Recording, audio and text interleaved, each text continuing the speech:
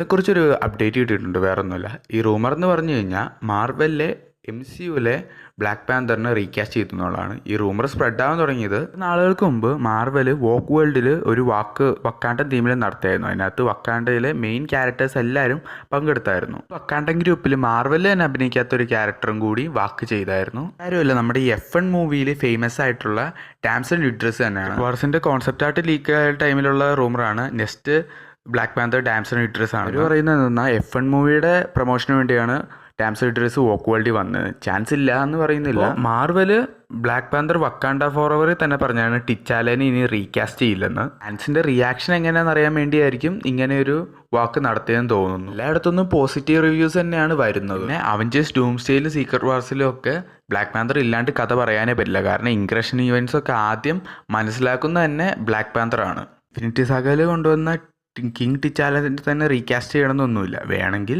ഇപ്പോൾ MCUവിലുള്ള നമ്മുടെ junior ടിച്ചാലയായിട്ട് damson ഇഡ്രിസിനെ കൊണ്ടുവന്നാലും മതി. അതാകുമ്പോൾ ബ്ലാക്ക് പാന്തർ വക്കാണ്ട ഫോർ എവറിൽ പറഞ്ഞ വാക്ക് പാലിച്ച പോലെയാവും. നമ്മൾ മൂവിയിൽ കണ്ടത് കോമിക് അക്യുറേറ്റ് ആയിട്ടുള്ള ബ്ലാക്ക് പാന്തറിനെ ഒന്നുമല്ല.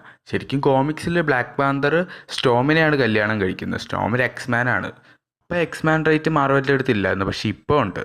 അതുകൊണ്ട് തന്നെ ഡാംസൺ ഇഡ്രിസിനെ വെച്ച് സൂപ്പറായിട്ടുള്ള കഥകൾ മാർവലിനെ കൊണ്ട് ഇപ്പോൾ പറയാൻ പറ്റും, കോമിക് അക്യുറേറ്റ് ആയിട്ടുള്ള കഥകൾ. മാത്രമല്ല മാർവലിൻ്റെ നെക്സ്റ്റ് സാഗ എന്ന് പറഞ്ഞാൽ മ്യൂട്ടൻറ്റ് സാഗയാണ്. അതൊരു അഡ്വാൻറ്റേജ് തന്നെയാണ്. ഈ ഡാംസൺ ഇഡ്രിസിൻ്റെ ഈ റീകാസ്റ്റ് കൊണ്ട് പോസിറ്റീവായിട്ടുള്ള അഭിപ്രായം മാത്രമേ ഉള്ളൂ. ആൻഡ് ഈ വീഡിയോ ഇത്രയൊക്കെ ഉള്ളൂ. See you soon.